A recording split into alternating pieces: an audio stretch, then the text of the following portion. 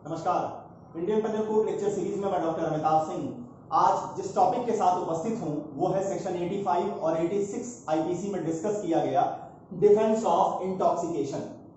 इसको आप ऐसे भी समझिए कि ये defence of involuntary intoxication and voluntary intoxication की बात करता है। इस लेक्चर में ये देखेंगे कि सबसे पहले एट द इंसेप्शन क्या स्थिति थी इंटॉक्सिकेशन के डिफेंस को लेकर। फिर इसमें दो इंपॉर्टेंट केसेस आती हैं, हाउस ऑफ लॉर्ड्स के द्वारा डिटरमाइंड किया हुआ रेनिगर वर्सेस फोगोसा। इसके बाद बात आएगी इनवॉलंटरी इंटॉक्सिकेशन की, जिसे सेक्शन 85 में डिस्कस किया गया है कि समय के आगे बढ़ते रहने के साथ किस तरह से लॉ ने इंटॉक्सिकेटेड कंडीशन को भी जो कि इनवॉलंटरी हो उसे डिफेंस के रूप में रिकॉग्नाइज किया है। कौन कौन सी रिक्वायरमेंट पूरी करनी होगी इसे देखेंगे सेक्शन 85 में। यहां भी हाउस ऑफ लॉर्ड्स के दो केसेस आएंगी। केस आएगी director Public Prosecutor versus Beard की। ये केस जो है एक वॉचमैन केस रहती है जहां एक 13 साल की लड़की के साथ बलात्कार का अटेम्प्ट किया जाता है और इस चक्कर में उस लड़की का मर्डर कॉज कर देते हैं। क्या यहां पर डिफेंस दिया गया, नहीं दिया गया, इसकी चर्चा करेंगे। और इस फैसले को रीअफर्म किया हाउस ऑफ लॉर्ड्स ने AG for Northern Ireland versus Gallagher के केस में। Attorney General for Northern Ireland versus Gallagher के केस में इसे हाउस ऑफ लॉर्ड्स ने रीअफर्म किया। इसके बाद बात करेंगे वॉलंटरी इंटॉक्सिकेशन किसे कहते हैं, सेक्शन नंबर 86 में। सेक्शन 86 की जब चर्चा करेंगे तो वहां ऑफेंस को दो पार्ट में डिवाइड कर दिया गया है। ऐसे ऑफेंस जिनके लिए इंटेंशन की जरूरत होती है, जैसे कि चोरी करने के लिए, आपका एक्सटॉर्शन करने के लिए वहां एक पर्टिकुलर इंटेंशन की जरूरत होती है। तो जहां इंटेंशन चाहिए ऐसे ऑफेंसेस में क्या वॉलंटरी इंटॉक्सिकेशन का डिफेंस अवेलेबल होगा या नहीं होगा। दूसरी ओर ऐसे ऑफेंसेस जहां केवल नॉलेज चाहिए, जैसे मर्डर के केस में, वहां पर क्या आप वॉलंटरी इंटॉक्सिकेटेड स्थिति में आप अगर अपराध करते हैं तो क्या आपको बचाव मिलेगा, इसकी चर्चा करेंगे। यहां पर सबसे इंपॉर्टेंट केस जो भारत की है, इस टॉपिक पे जो सबसे ज्यादा पूछी जाती है वो है Vasudev versus state of PEPSU. सेना के एक जमादार की केस है, क्या हुआ था ये देखेंगे। दो और यहां पर लीडिंग केसेस आती हैं आर वर्सेस मीड की, जहां एक पत्नी की हत्या की जाती है जानबूझ करके शराब पीने के कारण। और फिर आर वर्सेस लिपमैन की, जहां डिजीज जो कि मरा था उसने एक्यूज के साथ ही LSD का डोज लिया और उसके बाद हेलुसिनेशन की स्थिति आई और मर्डर कॉज हुआ। वहां पर कोर्ट ने क्या हेल्ड किया। और सबसे बाद में देखेंगे कि 42nd लॉ कमीशन की रिपोर्ट में सेक्शन 85 और 86 को क्लब कर एक सेक्शन बनाने की बात की गई है। तो आखिर वो क्या नई चीज लेके आ रहे हैं 42nd लॉ कमीशन की रिपोर्ट में। शुरू करते हैं defence of involuntary and voluntary intoxication in Indian penal code describe in section 85 and 86। अगर आप शुरुआत की बात करें, अगर आप विधि के शुरुआत की बात करें, इंसेप्शन की बात करें, तो वहां दुनिया के हर विधि व्यवस्था ने किसी भी तरीके से इंटॉक्सिकेशन को डिफेंस के रूप में रिकॉग्नाइज नहीं किया।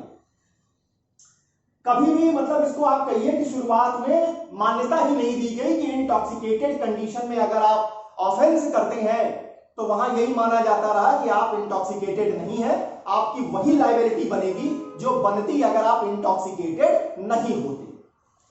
लेकिन जैसे जैसे समय आगे बढ़ा, जैसे जैसे विधि का विकास होना शुरू हुआ, जिस तरह से सेक्शन 84 में आपने देखा कि डिफेंस ऑफ इंसैनिटी दी जाने लगी और इंसैनिटी में बहुत सारी चीजें आकर के जुड़ने लगी, उसी तरह से लॉ ने रिकॉग्नाइज करना शुरू किया इंटॉक्सिकेटेड डिफेंस को भी। मतलब यहां ये माना जाने लगा, ये देखा जाने लगा कि क्या जो मतलब इंटॉक्सिकेशन की स्थिति आई है वो क्या वॉलंटरली है या इनवॉलंटरली है। सारा जो कह लीजिए कि ये पूरा जो सेंटर कोर जो है वो इस बात के ऊपर डिपेंड कर रहा है कि आपका जो ऑफेंस है, जो आपने काम किया है, जो आपने एक्ट किया है, इसको आप ऑफेंस लिखिए, एक्ट लिखिए, ये इनवॉलंटरी है, इनवॉलंटरी है या वॉलंटरी है। अब इनवॉलंटरी कहने का मतलब जहां पर एक्यूज को इंटॉक्सिकेटेड जो पदार्थ दिया गया है वो उसकी इच्छा के खिलाफ दिया गया है, उसकी जानकारी के बिना दिया गया है। आपने किसी से पेप्सी मांगी, उन्होंने पेप्सी में शराब मिला के दी, आपको पता ही नहीं है इस बारे में, तो ये इनवॉलेंटरी इंटॉक्सिकेशन के रूप में माना जाएगा। अब दुनिया की हर विधि व्यवस्थाओं ने इनवॉलेंटरी इंटॉक्सिकेशन को डिफेंस के रूप में एक्सेप्ट कर लिया। इन्होंने कहा कि चाहे ऑफेंस में नॉलेज चाहिए या इंटेंशन चाहिए, हम इसे डिफेंस के रूप में रिकॉग्नाइज करना शुरू कर दिया। अब आ जाइए वॉलंटरी इंटॉक्सिकेशन। वॉलंटरी इंटॉक्सिकेशन के लिए वहां पर ये डिफेंस के रूप में तो नहीं माना जाता है, ध्यान दीजिएगा, शुरुआत में इसे डिफेंस के रूप में रिकॉग्नाइज नहीं किया गया, लेकिन इस बात के लिए इसको कंसीडर किया जाता रहा वॉलंटरी इंटॉक्सिकेशन को भी कि क्या यहां अपराध करने की कोई पूर्व कल्पना थी, क्या यहां पे प्री मेडिटेशन था। अगर वहां पे प्री मेडिटेशन की स्थिति दिखाई देती है तो वहां पर याद रखिएगा कि वॉलंटरी इंटॉक्सिकेशन का डिफेंस नहीं मिलता था।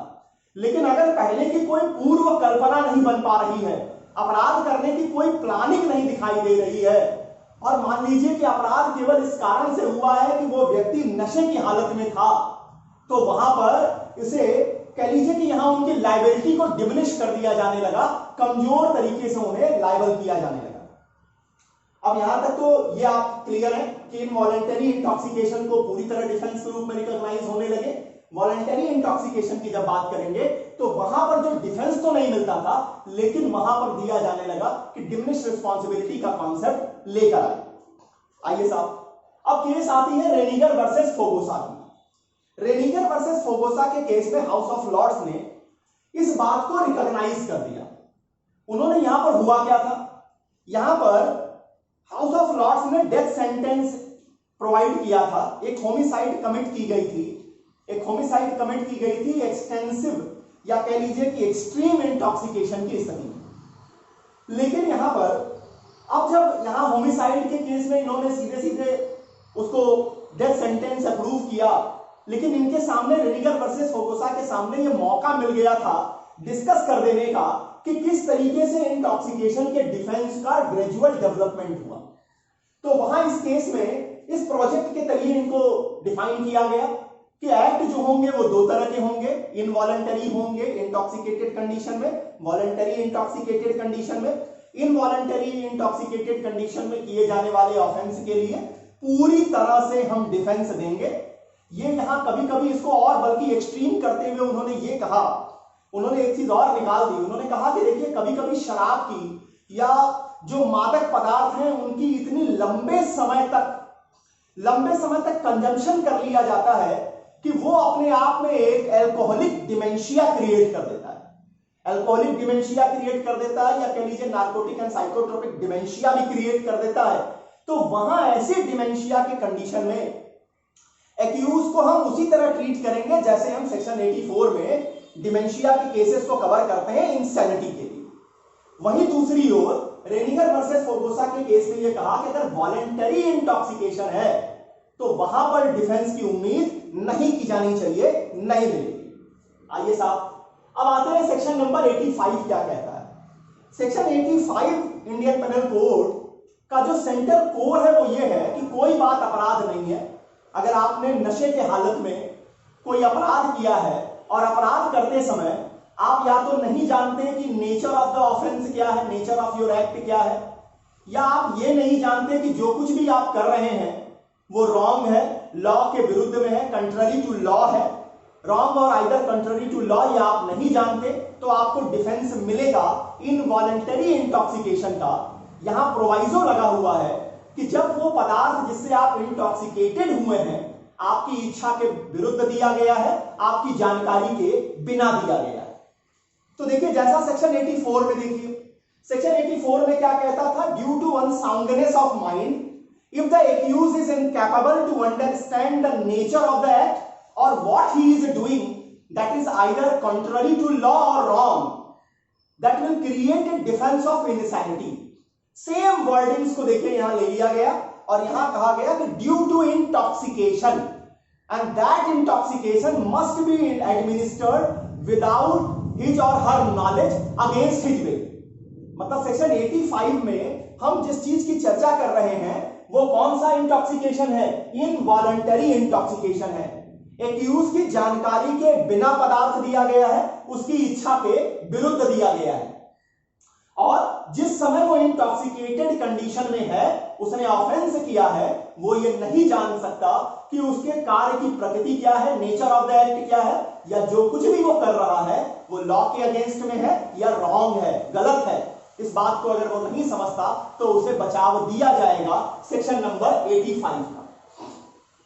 आइए साहब, यहां केस आती है Director Public Prosecutor versus Beard की। Director Public Prosecutor versus Beard के केस में एक मिल का वॉचमैन रहता है। मिल का वॉचमैन क्या करता है, शराब की एक्सट्रीम कंडीशन में रहता है, ड्रंक कंडीशन में रहता है। 13 साल की एक लड़की के साथ वो बलात्कार करने की कोशिश करता है। बलात्कार में तो सफल नहीं हो पाता, लेकिन इस प्रक्रिया में वो लड़की डेथ कॉज कर जाती है, वो लड़की मर जाती है। मामला पहुंचता है तो कोर्ट ऑफ क्रिमिनल अपील में। क्रिमिनल अपील में उसकी नशे की हालत को देखते हुए कोर्ट ने क्या किया, डिमिनिश रिस्पॉन्सिबिलिटी का कॉन्सेप्ट लगाया और वहां पर उसे मैनस्लॉटर के लिए जिम्मेवार ठहराया गया। लेकिन मामला जब हाउस ऑफ लॉर्ड्स चला गया तो हाउस ऑफ लॉर्ड में बियर्ड को उन्होंने मर्डर के लिए लायबल कहा और इन्होंने कुछ कॉन्सेप्ट डिस्कस किए, कुछ प्रिंसिपल बताए। सबसे पहले कहते हैं कि if a man by drunkenness bring a state of disease which causes such a degree of madness he would not be criminally liable। मतलब अगर नशे की हालत के कारण, अगर शराब की एक्सट्रीम कंडीशन के कारण एक ऐसी बीमारी की स्थिति आ गई है कि जब एक्यूज जो है वो लगभग शराब के नशे से भी वही पागलपन क्रिएट हो रहा है जो इंसैनिटी में क्रिएट हो रहा है, तो हम वहां पर इंटॉक्सिकेशन का बचाव उपलब्ध कराएंगे। नंबर सेकंड कहते हैं कि where an offence ask about a specific intention then accuse can taken the plea of drunkenness that he did not carry such specific intention. अब देखिए, हाउस ऑफ लॉर्ड्स बियर्ड के केस में concept के रूप में लेके आ रहा है और कह रहा है कि देखिए ऑफेंस दो तरह के होंगे। अब यहां पर देखिए, अब ऑफेंस को आप दो अलग कैटेगरी में बांट दीजिए। ऑफेंस दो कैटेगरी के होंगे। एक ऑफेंस के लिए आपको पर्टिकुलर इंटेंशन चाहिए। अब इंटेंशन वाले में कौन कौन से ऑफेंस आएंगे, जैसे आपका थेफ्ट आएगा, जैसे आपका थेफ्ट हो गया, एक्सटॉर्शन एक्सेट्रा हो गया। यहां पर क्या चाहिए, आपका इंटेंशन होना चाहिए। अगर आप किसी के घर में जाते हैं, किसी के सामान को अपना समझ करके उसको लेके चले जाते हैं, तो आप चोरी के लिए लायबल नहीं है। क्यों? क्योंकि वहां पर एक इंटेंशन होना चाहिए। लेकिन अगर दूसरे ऑफेंसेस की बात करें जहां पर केवल नॉलेज चाहिए, अब नॉलेज वाले केस में कहां पर आ जाएगा, जितने आपकी होमिसाइड आएंगी, जितना आपका मर्डर, ये सब जितने ऑफेंसेस हैं, यहां पर केवल आपका नॉलेज चाहिए। नॉलेज भी है तो पर्याप्त है।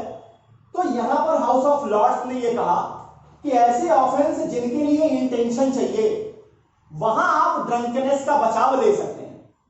वहां आप ड्रंकनेस का बचाव ले सकते हैं कि उस ऑफेंस के लिए जो पर्टिकुलर इंटेंशन चाहिए वो आप डेवलप नहीं कर पाए थे, आप वो नहीं रख रहे थे। लेकिन जिन ऑफेंसेस के लिए नॉलेज चाहिए, जहां नॉलेज पर ही पनिशमेंट हो जाएगी, काफी है, वहां पर आपको किसी तरह का डिफेंस नहीं दिया जाएगा।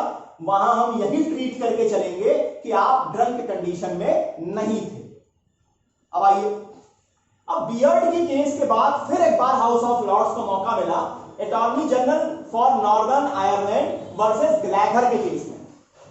अब यहां क्या हुआ था, यहां एक्यूज की एक साइकोपैथ, कह लीजिए कि एक साइकोपैथी वाली कंडीशन थी, और ये मतलब आप ये कहिए कि दिमाग से थोड़ा सा इसके बाद इररेस्टिबल टाइप से ये रहता था।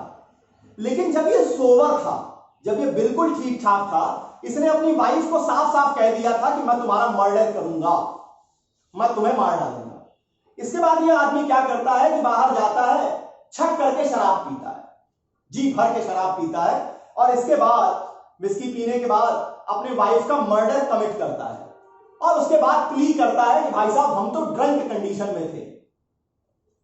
अब जब ड्रंक कंडीशन की बात यहां पर आई तो हाउस ऑफ लॉर्ड्स ने यहां हेल्ड किया कि psychopathy was not a disease of mind caused by drink, but it is a disease of mind which without the drink could not have brought, because it merely weakened the accused power of self control. अब समझिए, यहां पर ग्लेगर के case में house of Lord's को मौका मिला था साइकोपैथी को डील करने का। उन्होंने कहा कि देखिए, साइकोपैथी जो खुद में एक बीमारी, मानसिक बीमारी जो है, वो अपने आप में ऐसा कोई भी मान लीजिए कि रिस्पॉन्स नहीं क्रिएट करती कि व्यक्ति का सेल्फ कंट्रोल चला जाए। ये इंड्यूस हो जाती है शराब के नशे के कारण। शराब इसको क्या करता है, इंड्यूस कर देता है, बढ़ा देता है। और यहां ग्लेगर के केस में उन्होंने जो फैक्ट एंड सर्कमस्टांसेस को पकड़ा, तो वहां ये बात निकल के आई कि एक्यूज जो है, ये मन बना चुका था कि उसे अपनी पत्नी से पीछा छुड़ाना है, उसका मर्डर करना है। और इस बात को आसान करने के लिए उसने क्या किया, शराब का सहारा लिया। तो एक तरह से कहिए कि ये इनवॉलेंटरी इंटॉक्सिकेशन न होकर के वॉलेंटरी इंटॉक्सिकेशन हो गया। और जब वॉलेंटरी इंटॉक्सिकेशन हो गया, तो फिर यही चार्ट ले आइए कि क्या मर्डर करने के लिए क्या चाहिए, इंटेंशन या नॉलेज। तो हाउस ऑफ लॉर्ड्स ने कहा कि नॉलेज। यहां पर नॉलेज, अगर आप चाहे वॉलेंटरी इंटॉक्सिकेटेड होइए, अगर नॉलेज चाहिए तो हम प्रिजम्पशन करके चलेंगे कि आपका वो नॉलेज था जो अगर आप रखते, अगर आपने शराब न पी होती। तो ग्लेगर के केस में हाउस ऑफ लॉर्ड्स ने रीअफर्म कर दिया बियर्ड के अपने जजमेंट को। अब आ जाइए साहब, अब आते हैं कि भारत में सेक्शन 86 क्या कहता है। अब जरा देखिए, भारत का सेक्शन 86 अगर आप बेयर को देखेंगे तो वहां आपको यही समझ में आएगा। बेयर काफी कंफ्यूजिंग है, उसकी लैंग्वेज जब पढ़ेंगे तो लगेगा कि पता नहीं क्या कहना चाहते हैं।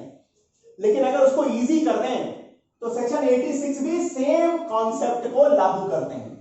सेक्शन 86 आईपीसी ये कहते हैं कि यहां पर आप ऑफेंस को दो पार्ट में डिवाइड कर दीजिए। ऐसे ऑफेंस जिनके लिए इंटेंशन चाहिए, यहां पर वॉलंटरी इंटॉक्सिकेशन डिफेंस के रूप में माना जाएगा, हम यूज करेंगे, आप इस्तेमाल कर सकते हैं। ऐसे ऑफेंस जहां केवल नॉलेज चाहिए, ऐसे ऑफेंसेस के केस में आप कहिए कि जहां वॉलंटरी इंटॉक्सिकेशन की जो बात है, वॉलंटरी इंटॉक्सिकेशन डिफेंस के रूप में नहीं मानी जाएगी। बस इतना समझ के चलिए। बेयर में जाएंगे तो बेयर में काफी कंफ्यूजन उन्होंने कर रखा है, कहीं स्पेशल इंटेंट नॉलेज की बात कर रहे हैं। मेन मुद्दा जो है वो ये है कि ऑफेंस को आप दो पार्ट में डिवाइड कर दीजिए। ऐसे ऑफेंस जहां इंटेंशन चाहिए, थेफ्ट के केस में, एक्सटॉर्शन के केस में, रॉबरी के केस में, प्रॉपर्टी रिलेटेड ज्यादातर ऑफेंसेस में आपको क्या चाहिए होता है, इंटेंशन चाहिए होता है। तो जहां इंटेंशन चाहिए वहां अगर आपने मैनू खुद से शराब पी है, वो अक्षय कुमार जी की एक मूवी आई थी जिसमें उन्होंने एक गाना गाया कि मैनू खुद से नहीं पी है, मैनू पिला दी गई है। तो जो पिला दी गई है उसके लिए सेक्शन 85 में चले जाइएगा, और अगर थोड़ा और जोड़ दीजिए कि मैंने खुद से पी है तो सेक्शन 86 में आ जाएगी। तो मैंने खुद से पी है तो क्या डिफेंस मिलेगा। अगर इंटेंशन चाहिए, अगर आप शराब के नशे में है, किसी के घर जाते हैं, उसके मोबाइल को अपना समझ लेते हैं, अपना समझ के अपने साथ लेके चले जाते हैं, आप थेफ्ट के लिए लायबल नहीं होंगे, क्योंकि वहां एक इंटेंशन की जरूरत है और आप इतने मस्त स्थिति में थे कि आप ये समझ ही नहीं पा रहे थे कि सामान किसका है, तो वहां पर डिफेंस मिलेगा। लेकिन ऐसे ऑफेंस के लिए जहां सिर्फ नॉलेज ही आपको लायबल करने के लिए काफी है, जैसे मर्डर के केस में, अटेम्प्ट टू मर्डर के केस में, या कल्पेबल होमिसाइड के केस में, इन सारी जगहों पर सिर्फ नॉलेज के होने से ही आप पनिश कर दिए जाएंगे। वहां पर अगर आपने खुद से शराब पी भी है तो वहां कोई डिफेंस अवेलेबल नहीं होगा। लॉ ये मान के चलेगा कि आप उस स्थिति में थे कि आप अनइंटॉक्सिकेटेड थे, आपने कहीं से कोई इंटॉक्सिकेशन नहीं कर रखी थी, यहां कोई डिफेंस आपको नहीं मिलेगी। आ जाइए, केस आती है Vasudev versus state of PEPSU की। यहां क्या था, सेना का एक रिटायर्ड जमादार था, वो अपने साथ एक राइफल लेके चलते थे। एक शादी के समारोह में इन्हें जाना था। इन्होंने 15-16 साल के एक नवयुवक को अपने साथ लिया, लेके भी साथ गए थे। अच्छा वाला पार्टी चल रही थी, सब कुछ मस्त चल रहा था। एकाएक क्या हुआ, किसी बात पर लेकर के अब वहां खाना खाने की बारी आई कि बैठ करके खाना खाने के लिए इन्होंने क्या कहा, उस बच्चे को कहा, 15-16 साल के लड़के को कहा कि थोड़ा सा साइड हो जाओ। और ये उस समय तक अपने जितना इनकी कोटा था शराब का वो पूरा कर चुके थे, पी के मस्त हो चुके थे। अब लड़के ने क्या हुआ, था तो वो एल्डोसेन ही, उसने थोड़ा सा प्रतिरोध कर दिया कि नहीं हम साइड नहीं जाएंगे, हम जहां बैठे हैं वहीं बैठे। अब जमादार साहब ने क्या किया, अपने राइफल उठाई, गोली चलाई और लड़का ऑन द स्पॉट मर गया। अब इन्होंने ड्रंकनेस का बचाव लेना चाहा। अब इन्होंने कहा कि मैं शराब के नशे में था, जिस कारण से मैं नहीं समझ पाया कि मैं क्या कर रहा हूं। लेकिन यहां कोर्ट ने यह एस्टैब्लिश किया कि आपने क्या कमिट किया है, आपने कमिट किया है मर्डर, और मर्डर के लिए क्या चाहिए, केवल नॉलेज। और जहां पर केवल नॉलेज चाहिए वहां पर वॉलंटरी इंटॉक्सिकेशन का डिफेंस अवेलेबल नहीं कराया जाएगा। इसलिए Vasudev versus state of PEPSU के केस में सेक्शन 86 को डिनाई किया गया कि सेक्शन 86 जो कि वॉलंटरी इंटॉक्सिकेशन को नॉलेज के केस में अलाउ नहीं करती, तो यहां वासुदेव को किसी भी तरह की रेमेडी नहीं मिल पाई। नेक्स्ट केस आती है आर वर्सेस मीड की। आर वर्सेस मीड में क्या हुआ, आर वर्सेस मीड में यह हुआ कि एक पति जो है वो अपनी पत्नी से बहुत बुरी तरह से नाराज था। उसके मर्डर करने के लिए वो फुल तरीके से प्लान बना चुका था। क्या करता है, इंड्यूस करता है खुद को शराब से, और शराब से इंड्यूस करने के बाद जोरदार तरीके से फिस्ट मारता है अपनी पत्नी के हार्ट के हिस्से पर, और जिसके कारण पत्नी एक्सपायर कर जाती है। तो चूंकि यहां वॉलंटरी इंटॉक्सिकेशन था, कॉन्सेप्ट आपको क्लियर है, आर वर्सेस मीड के केस में कोई डिफेंस नहीं दिया जाएगा। अब आ जाइए आर वर्सेस लिपमैन के केस में। लिपमैन के केस में एक्यूज जिसने ऑफेंस किया और मरने वाली लड़की दोनों एक दूसरे के मित्र थे।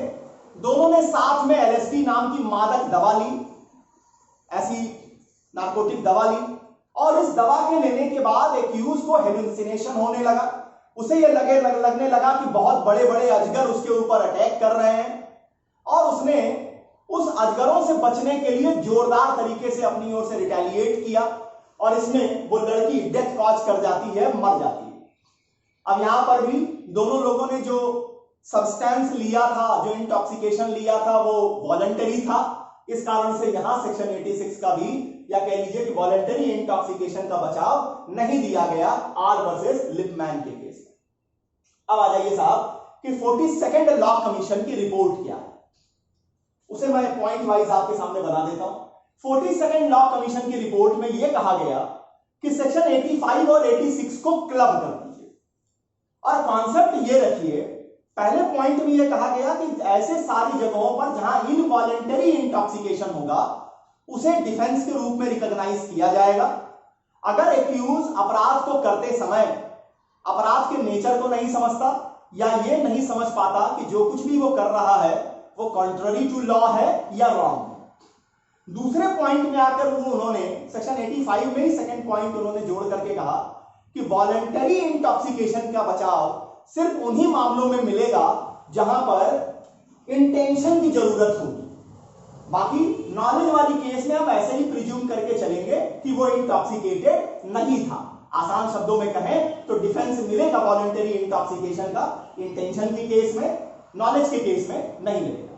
और थर्ड पॉइंट में उन्होंने जोड़ा कि सेल्फ इंटॉक्सिकेशन किसे कहते हैं, सेल्फ इंटॉक्सिकेशन को भी यहां डिफाइन किया गया। तो देखते हैं कि आखिर 42nd लॉ कमीशन की रिपोर्ट सेक्शन 85 में क्या नए फ्रेमवर्क जोड़ देती है।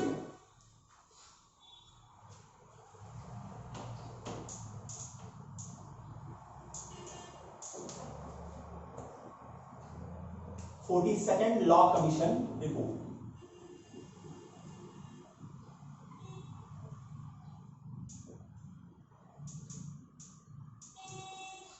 सेक्शन 85 तीन क्लॉज जोड़ने की बात की गई है। यहां नंबर 1 कहता है nothing is an offence which is done by a person, nothing is an offence which is done by a person who at the time of doing it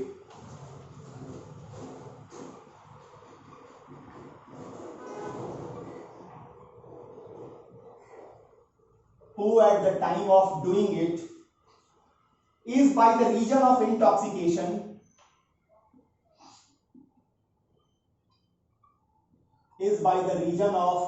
intoxication incapable of knowing the nature of the act, incapable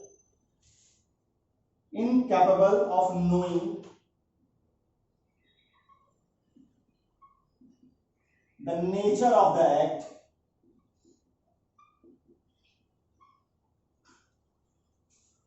or that he is doing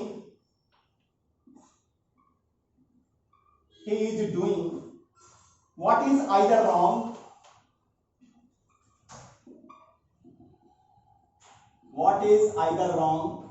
or contrary to law,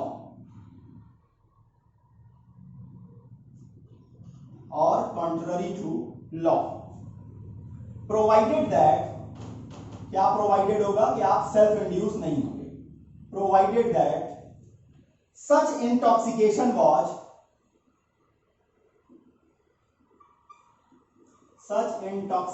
was not self induce.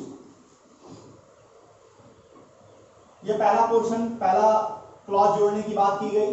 अब यहां पर क्या clear किया गया, section 85 जो अभी है उसी चीज को स्पष्ट करते हुए कहे कि जहां पर इनवॉलेंटरी इंटॉक्सिकेशन होगी उसे हम डिफेंस के रूप में रिकॉग्नाइज करेंगे।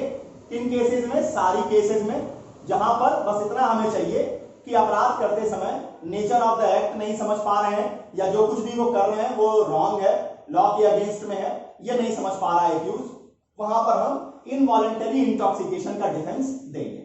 अब आ जाइए, वॉलेंटरी इंटॉक्सिकेशन के लिए इन्होंने क्या लिखा, where an act done bye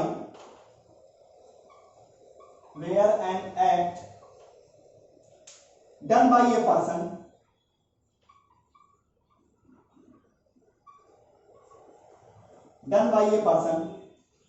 in state of intoxication, in state of, सीधे लिखिए, in state of self-induced intoxication, self-induced intoxication,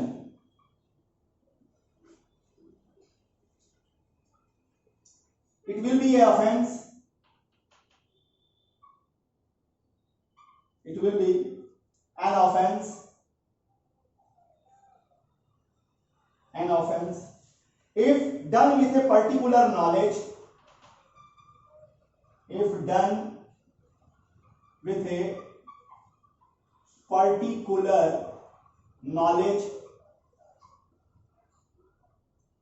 particular knowledge, he shall be liable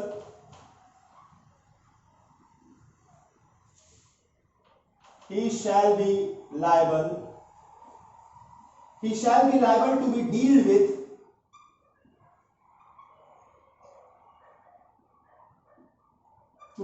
with as if he did the act,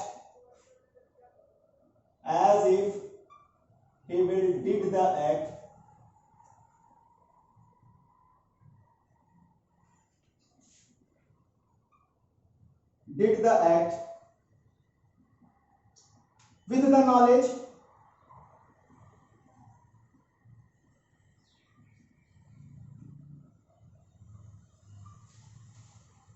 he would have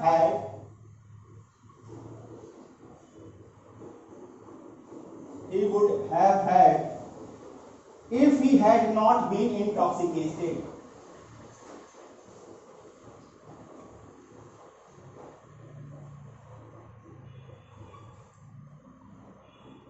देखिए, law की language है तो काफी ज्यादा घूमेगी, लेकिन आसान शब्दों में कहें तो 85 क्लॉज 2 में इस बात को रखने के लिए संस्तुति की गई लॉ कमीशन की रिपोर्ट में 42 में कि ऐसे सारे ऑफेंसेस के लिए जहां नॉलेज चाहिए, वहां अगर आप सेल्फ इंड्यूस भी इंटॉक्सिकेशन की कंडीशन में हैं तो नॉलेज जहां पे चाहिए वहां पे डिफेंस नहीं मिलेगा। इसका सीधा मतलब है कि जहां इंटेंशन चाहिए वहां पर इन्होंने डिफेंस को अलाउ कर दिया, सीधा मतलब जो 86 में एक कंफ्यूजन है उस कंफ्यूजन को रिलीज कर दिया सेक्शन 85 क्लॉज 2 में करने के लिए संस्तुति की। अब तीसरा क्लॉज क्या कहता है? तीसरा क्लॉज बार बार सेल्फ इंड्यूस इंटॉक्सिकेशन आ रहा है, उसको डिफाइन कर रहा है। क्या कह रहा है? थर्ड कहता है intoxication is self induced, intoxication is self induced in a person when he voluntarily causes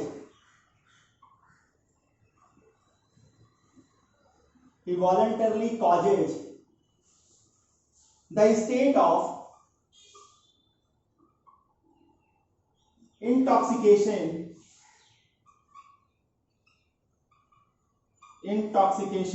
in himself। मतलब क्या, जो सेक्शन 85 में क्लियर कहा गया था कि आपकी इच्छा के विरुद्ध आपकी जानकारी के बिना दिया जा रहा है, उसी को हम इनवॉलंटरी इंटॉक्सिकेशन कहेंगे। उसी बात को स्पष्ट करते हुए इन्होंने कहा सेल्फ इंड्यूस्ड इंटॉक्सिकेशन का मतलब है जब आपने खुद से उस इंटॉक्सिकेटेड मटेरियल को अपने अंदर लिया है, तो ये सेल्फ इंड्यूस्ड इंटॉक्सिकेशन मानी जाएगी। अब यहां देखिए 42nd लॉ कमीशन में सेक्शन 85 अगर इस तरीके से बना दिया जाए तो 85 86 की जो कंफ्यूजन आती है वो क्लियर हो जाएगी। मतलब फिर से अगर कॉन्सेप्ट देखिए 85 86 का क्या है, अपराध को दो कैटेगरी में डिवाइड कर दीजिए कि ऑफेंस जो है उसके लिए इंटेंशन चाहिए या नॉलेज चाहिए। अगर इंटेंशन चाहिए तो चाहे आपने इनवॉलंटरी इंटॉक्सिकेशन की स्थिति है चाहे वॉलंटरी इंटॉक्सिकेशन की स्थिति है, डिफेंस आपको मिलेगा। लेकिन अगर मान लीजिए नॉलेज चाहिए तो वहां पर इनवॉलंटरी इंटॉक्सिकेशन आपको डिफेंस देगा।